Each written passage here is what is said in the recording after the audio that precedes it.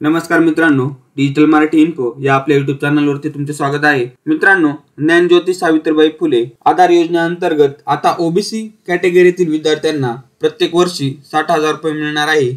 या संदर्भातील जी.आर. आता आलेला आहे। यासाठी कोणते विद्यार्थी पात्र आहेत, कागदपत्रे कोणते लागणार आहेत, अर्ज कुठे करायचा, संपूर्ण माहिती या व्हिडिओच्या माध्यमातून आपण जाणून घेणार आहोत। तर व्हिडिओ पूर्ण पहा व चॅनलवर नवीन असाल तर चॅनलला सबस्क्राइब करून ठेवा, म्हणजे असेच नवनवीन माहितीपूर्ण व्हिडिओ तुम्हाला लगेच पाहायला मिळतील।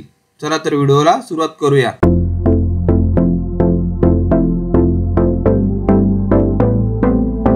तर मित्रांनो, तुम्ही इथे पाहू शकता इतर मागास वर्ग, विमुक्त जाती व भटक्या जमाती या विशेष मागास प्रवर्गातील उच्च शिक्षण घेणाऱ्या विद्यार्थ्यांसाठी ज्ञानज्योती सावित्रीबाई फुले आधार योजनेसाठी निकष व अटी लागू करण्याबाबतचा हा 11 मार्च 2024 चा शासन निर्णय आहे।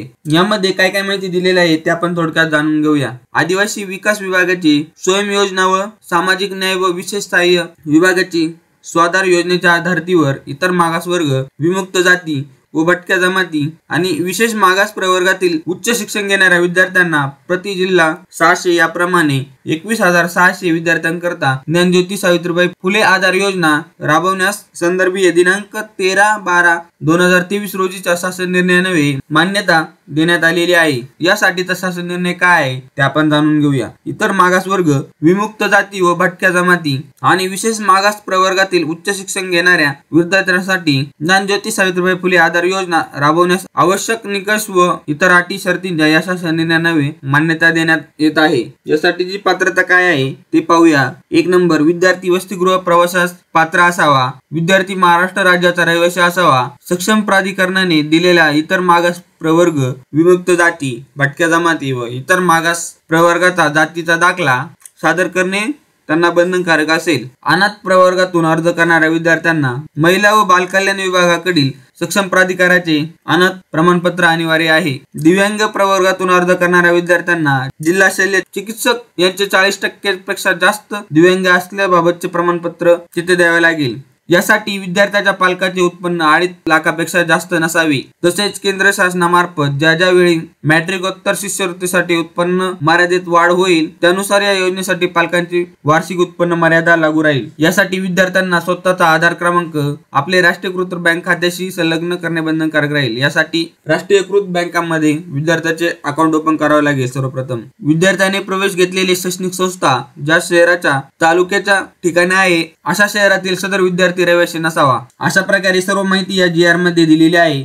हा जी.आर. मी डिस्क्रिप्शन मध्ये दिलेला आहे, तिथून तुम्ही डाउनलोड करून सर्व माहिती समजून घ्या। यासाठी शैक्षणिक पात्रता काय आहे तर सदरचा विद्यार्थी 12वी नंतर उच्च शिक्षण घेत असावा। व्यावसायिक तसेच बिगर व्यावसायिक अभ्यासक्रमास प्रवेश मिळालेल्या विद्यार्थ्यास सदर योजनेसाठी अर्ज करताना किमान 60% किंवा त्या प्रमाणात ग्रेड असणे आवश्यक आहे। व्यावसायिक तसेच बिगर व्यावसायिक अभ्यासक्रमासाठी विद्यार्थ्यांना गुणवत्तेनुसार त्या संबंधित प्रवर्गातून प्रवेश देण्यात येतील। यासाठी आता 12वीच्या गुणांची टक्केवारी विचारात घेतली जाईल। यासाठी निवडलेला विद्यार्थी संबंधित अभ्यासक्रम पूर्ण होईपर्यंत लाभास पात्र राहील। एका शाखेची पदवी किंवा पदव्युत्तर अभ्यासक्रमासाठी या योजनेचा लाभ घेतल्यानंतर पुन्हा इतर शाखेच्या पदवी किंवा पदव्युत्तर अभ्यासक्रमासाठी प्रवेश घेतलेल्या विद्यार्थ्यास या योजनेचा लाभ अनुज्ञेय राहणार नाही। योजनेअंतर्गत लाभ मिळवण्याकरता विद्यार्थ्याची महाविद्यालयीन उपस्थिती किमान 75% असावी। तथापि एखाद्या विद्यार्थ्याच्या उपस्थितीबाबत शंका निर्माण झाल्यास संबंधित विद्यालयामध्ये विद्यार्थ्याच्या उपस्थितीबाबत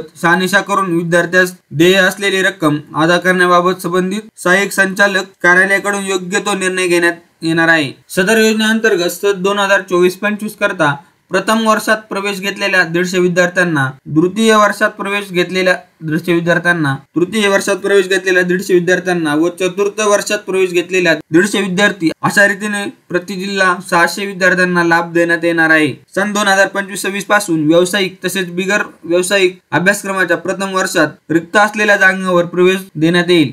ज्या पदविका अभ्यासक्रम उत्तीर्ण विद्यार्थ्यास पदवी अभ्यासक्रमात द्वितीय वर्षास प्रवेश देय आहे त्याच पदवी अभ्यासक्रमास द्वितीय वर्षाकरता प्रवेश देय राहील। येथे अर्ज करण्यासाठी माहिती सुद्धा सांगितलेली आहे। यासाठी इतर मागास बहुजन कल्याण यांच्याकडे ऑफलाईन पद्धतीने अर्ज करावा लागणार आहे। मित्रांनो, यासाठी ऑनलाईन अर्ज सुरू झालेले नाही। अर्ज सुरू झाल्यानंतर आपल्या चॅनलवर व्हिडिओ येईल, पण आता ऑफलाईन सांगितले आहे। इतर मागास बहुजन कल्याण विभागात जाऊन अर्ज तुम्ही करू शकता। मित्रांनो, एक महत्त्वाची माहिती, यामध्ये धनगर समाज असणार नाही, कारण धनगर समाजासाठी एक सेपरेट योजना आहे, ती म्हणजे पंडित दीनदयाळ उपाध्याय स्वयं योजना.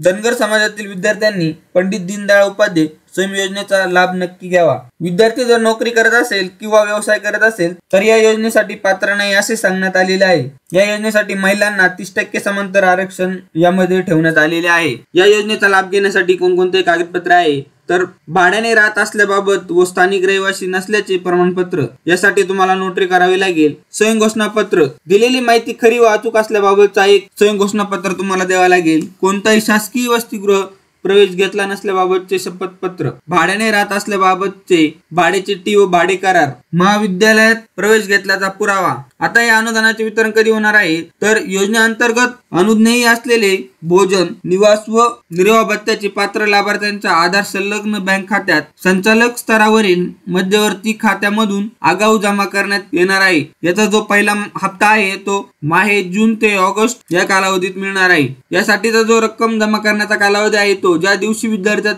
विद्यार्थ्यांनीचा ऑनलाईन ऑफलाईन अर्ज मंजूर होईल त्या दिवसानंतर 7 दिवसांमध्ये तुमच्या खात्यात पैसे जमा होतील. दुसरा हप्ता आहे सप्टेंबर ते माहे नोव्हेंबर, यामध्ये ऑक्टोबरचा दुसऱ्या आठवड्यात तुमच्या खात्यावरती पैसे जमा होतील. तिसरा हप्ता आहे माहे डिसेंबर ते माहे फेब्रुवारी, यामध्ये नोव्हेंबरचा दुसऱ्या आठवड्यात पैसे जमा होतील. त्यानंतर चौथा जो हप्ता आहे तो माहे मार्च ते माहे मे, यामध्ये फेब्रुवारीच्या दुसऱ्या आठवड्यात तुम्हाला पैसे जमा होतील. तर मित्रांनो, अशा पद्धतीने एक महत्त्वाची अशी अपडेट होती. तर मित्रांनो, हा व्हिडिओ ओबीसी विद्यार्थी मित्रांपर्यंत नक्की शेअर करा. धन्यवाद.